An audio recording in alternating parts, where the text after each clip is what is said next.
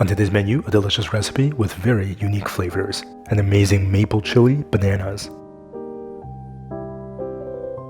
Lei Ho Ma, that's how's it going in Cantonese. Welcome to Young Man Cooking, I'm Yeung. You're in for a real treat. Join me in this episode as we make a dessert that is both delicious and really unique.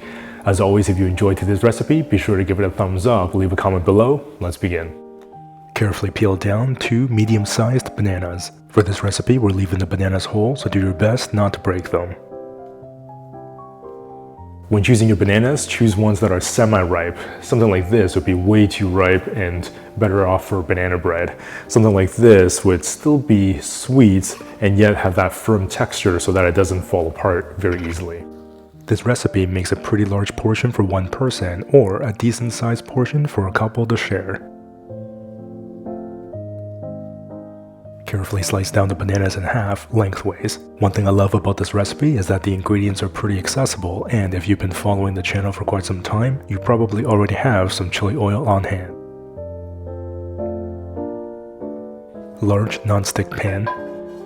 About 2 tablespoons of plant-based butter. About a tablespoon of maple syrup. Medium heat. Allow the butter to melt. The maple syrup will bubble as the butter melts. Give the pan a good swirl. Very carefully place down the halved bananas flat side down. Just a quick warning, your kitchen may start to smell delightful.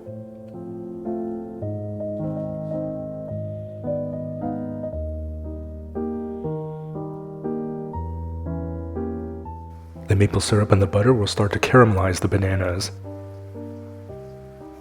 Baste the bananas and cook for a few minutes. The bananas will absorb all that delicious flavor and start to soften.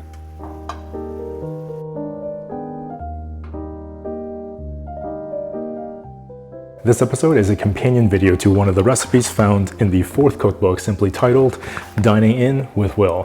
For more information about this book or the other Young Man Cooking cookbooks, definitely check out that link in the description box below, or you can visit youngmancooking.com. Thank you very much for supporting the cooking show. Gently give the bananas a little nudge and turn the heat off when most of that sauce is gone.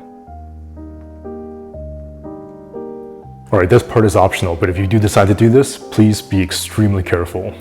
For fancier plating, use the upside down method to help prevent the bananas from breaking. Place a plate that's roughly the same diameter as the frying pan upside down onto the pan, like a lid.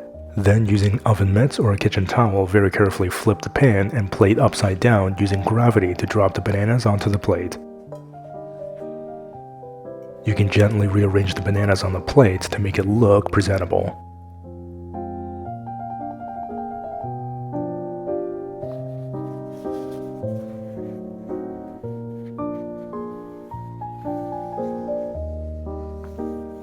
Don't forget to add a generous scoop of your favorite plant-based vanilla ice cream. This is a chili oil made from a past episode. I'll definitely leave a link in the description box below for you to check this out, make it really easily at home. Naturally, it's not really that spicy. It's more of a smoky, really aromatic experience. You can definitely make a very spicy batch, kind of like that video linked in the description box below, and I highly recommend it with this sweet dessert recipe. Drizzle over some of that spicy and aromatic chili oil.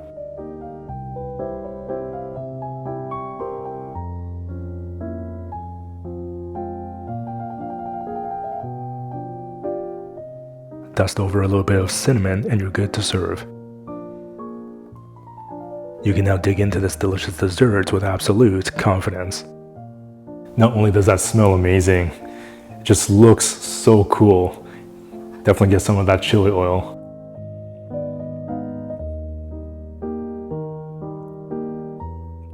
Wow, that is just so delicious. It's visually so stunning with the leading lines and the crimson red color from the chili oil that just really pops from the kind of blank canvas of that white plate. The flavors are so unique. I'm using a spicy batch of that chili oil so that spicy heat and that kick really contrasts with the sweetness and the cold temperature of the ice cream. The bananas have that beautiful golden brown caramelized color. They are literally melt in your mouth tender, and they've absorbed all of that delicious cotton candy-like sweetness from the maple syrup. That chili oil also adds a hint of that cinnamon and star anise. It's savory, it's sweet, it's spicy, and just overall so playful. This is definitely a show-stopping dessert that you can whip up so easily and has an extraordinary combination of flavors and textures. It is just so exquisite.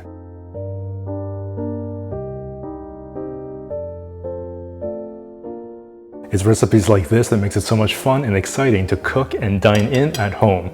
Speaking of dining in, be sure to check out or pick up your copy of one of those 4 Young Men cooking cookbooks. There's a print or digital version available in the link in the description box below, or you can visit youngmencooking.com. Of course, as always, if you enjoyed today's episode, be sure to give it a thumbs up, leave a comment below. If you're not already subscribed with that notification bell clicked, be sure to do so that we could cook together again in the next episode.